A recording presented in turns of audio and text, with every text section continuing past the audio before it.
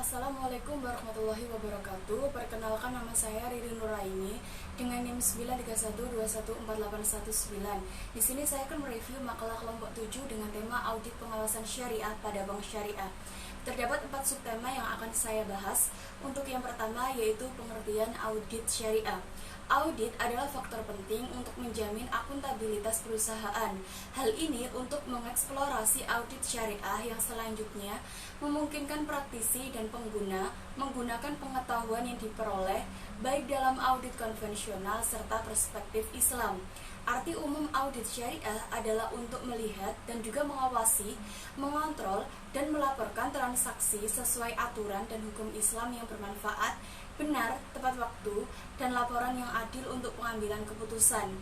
Audit syariah merupakan suatu proses yang sistematis untuk memperoleh bukti yang cukup serta relevan untuk membentuk opini apakah subjek, yaitu personil, proses, kinerja, keuangan serta non-keuangan konsisten dengan aturan syariah dan prinsip-prinsip yang diterima secara luas oleh masyarakat Islam dan juga melaporkan kepada penggunanya.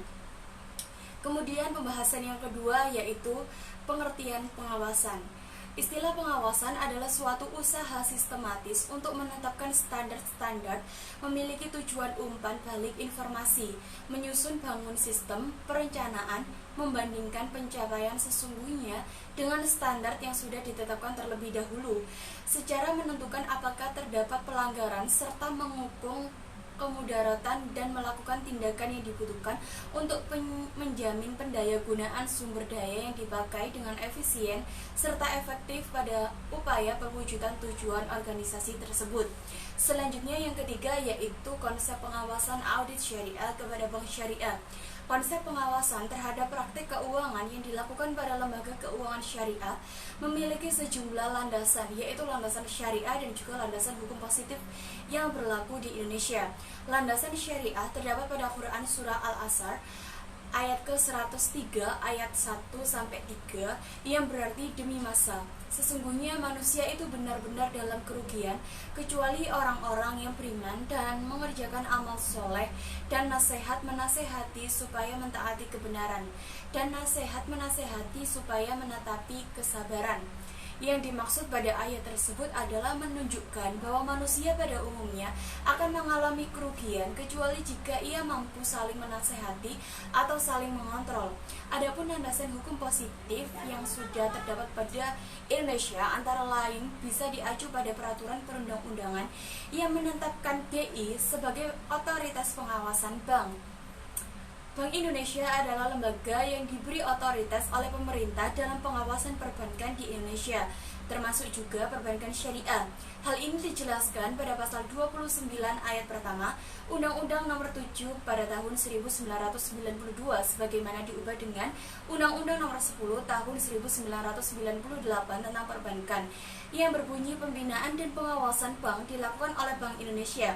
Ada juga dalam pasal 8 Undang-Undang Nomor 3 Tahun 2004 tentang perubahan atas Undang-Undang Nomor 23 Tahun 1999 tentang Bank Indonesia. Dinyatakan bahwa Bank Indonesia mempunyai 3 tugas, diantaranya yaitu menetapkan dan melaksanakan kebijakan moneter, kemudian mengatur dan menjaga kelancaran sistem pembayaran, dan juga mengatur dan mengawasi bank.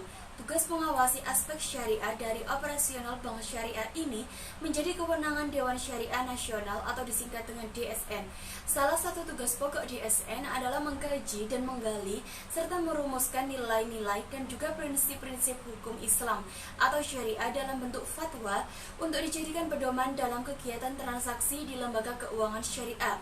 Kemudian dalam praktik mengawasi lembaga keuangan syariah harus dilakukan lebih teliti dengan peralihan nama menjadi DBS. Adapun mengenai pedoman pengawasan maupun tata cara penyampaian laporan hasil pengawasan telah diatur dalam Surat Edaran Nomor 8/19 DPBS tanggal 24 Agustus 2006 perihal pedoman pengawasan syariah dan tata cara pelaporan hasil pengawasan bagi DBS. Kemudian yang terakhir yaitu mekanisme pengawasan syariah. Terdapat beberapa. Yang pertama yaitu Dewan Komisaris. Aturan undang-undang memberikan tanggung jawab yang nyata serta tugas pertanggungjawaban terhadap Dewan Komisaris. Mengetahui posisi Dewan Komisaris menjadi bagian dari perseroan, tanggung jawab tersebut memiliki tujuan guna menjamin supaya Dewan Komisaris melaksanakan fungsi pengawasan menggunakan kehati-hatian, itikad baik, serta memiliki tanggung jawab. Yang kedua, Dewan Direksi. Dewan Direksi mempunyai fungsi utama pada manajemen, yaitu menentukan tujuan, strategi, serta prinsip yang akan digunakan menjadi pedoman lembaga keuangan Islam.